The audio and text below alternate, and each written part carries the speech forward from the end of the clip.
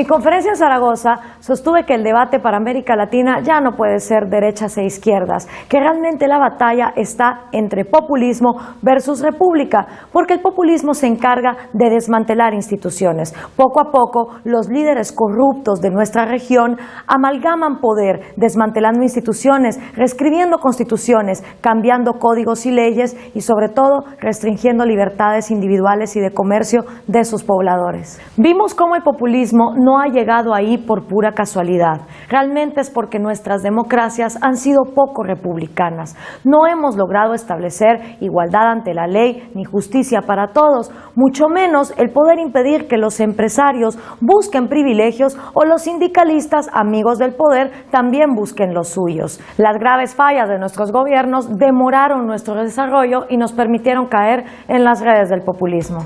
Los líderes populistas, militares o electos, de derecha o de izquierda, consideran que se les ha dado el poder de hacer lo que consideren necesario, incluso incumpliendo las leyes y la Constitución vigentes, con tal de cumplir con la supuesta voluntad popular. Pero, ¿quién decide cuál es ese deseo del pueblo? El mismo líder populista. Por lo tanto, no es relevante cómo vos querés gastar, ahorrar o invertir tu plata, ya que es el Estado, o sea, el líder populista, quien sabe mejor que vos cómo hacerlo, en pos de un supuesto beneficio de la sociedad.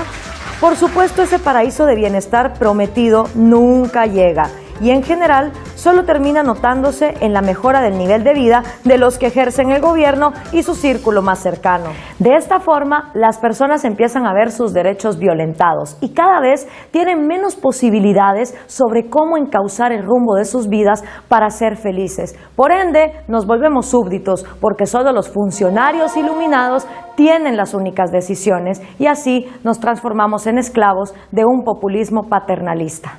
Es irónico, nos consideramos personas maduras, pero elegimos gobiernos que proponen tratarnos como papás autoritarios y nosotros ser los niños irresponsables. Los grandes líderes populistas como Perón, Mussolini, Kirchner, Chávez o Getúlio Vargas coinciden en tomar una parte de la población y volverla el enemigo interno, que junto con el enemigo externo se convierten en lo que los populistas llaman antipueblo. Entonces, por un lado está el pueblo y por otro lado está el antipueblo. En cada discurso, el populista busca insertar odio en la sociedad, hacer que el pueblo odie al antipueblo. El antipueblo puede tomar diferentes formas, externas o internas. La oligarquía, la plutocracia, los yanquis, los españoles conquistadores, los empresarios locales, en fin.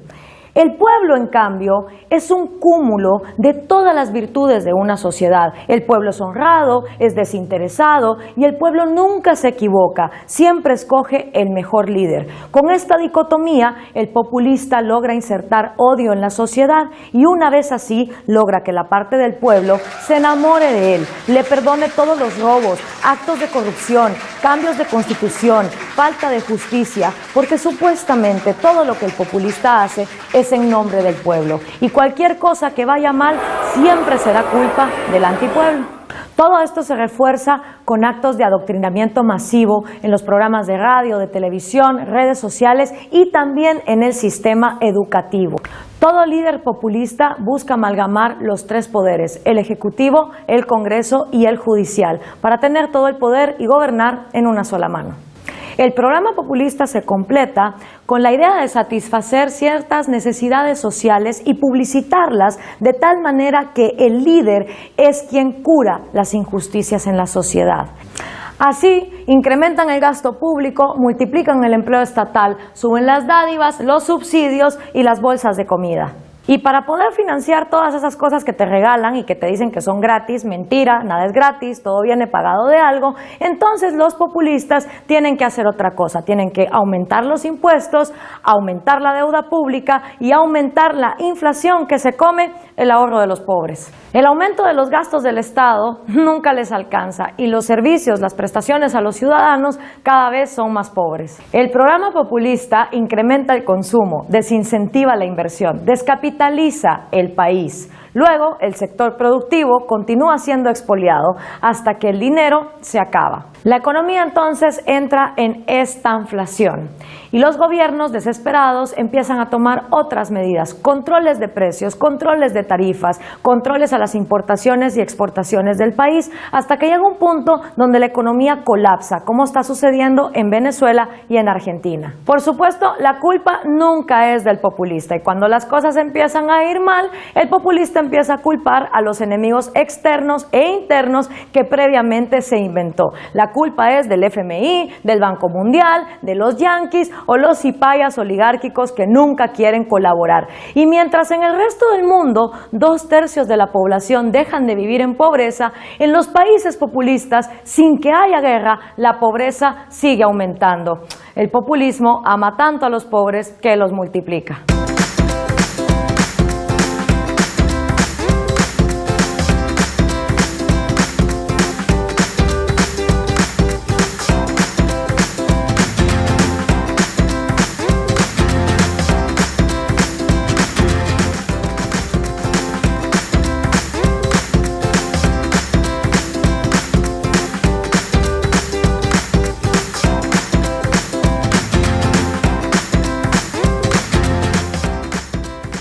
Muchas personas en América Latina dicen que la libertad económica solo sirve para que los ricos sean más ricos, pero no le funciona para nada a los pobres. Si amas la libertad es porque careces de sensibilidad social.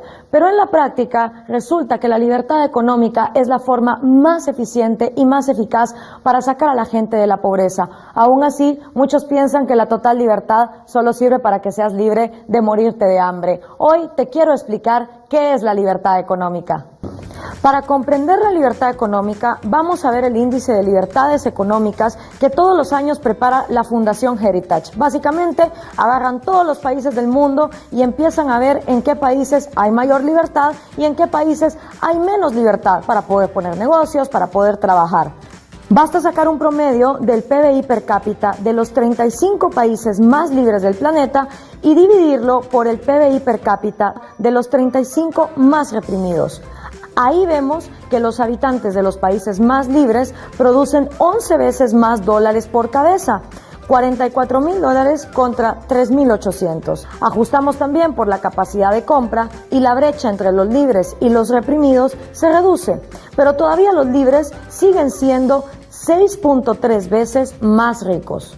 Los números demuestran que en ambos grupos hay una desigualdad similar. De hecho, los pobres de los países más ricos son 6 veces menos pobres que los pobres de los países más pobres. Entonces, ¿cuál es el sistema que permite que las personas en pobreza puedan crecer? Pues evidentemente los números demuestran que los países con libertad económica son los que realmente comprueban sacar a la gente de la pobreza. Veamos cómo está Argentina. No está entre los países más libres, tampoco está en los países mayormente libres, tampoco está entre los países moderadamente reprimidos.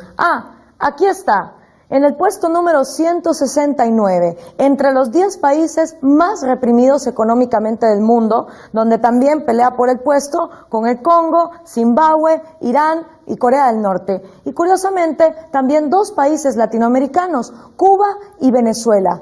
Estos 3 países, cuando eran libres, tenían mucha mejor crecimiento económico y tenían mayores ventajas para sus poblaciones en mayor pobreza. Lo más impresionante es que esos 3 países, Cuba, Venezuela y Argentina, fueron en algún momento los países más ricos de Latinoamérica, cuando eran países libres, mientras que ahora están en franca decadencia. Y en el caso de Cuba, una pobreza inmensa, excepto los gobernantes, que son súper ricos, claro.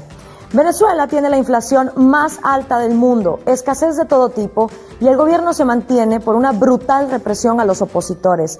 Argentina tiene la segunda inflación más alta del mundo, impuestos que te obligan a trabajar 7 meses para el Estado, quien es el principal enemigo de las empresas.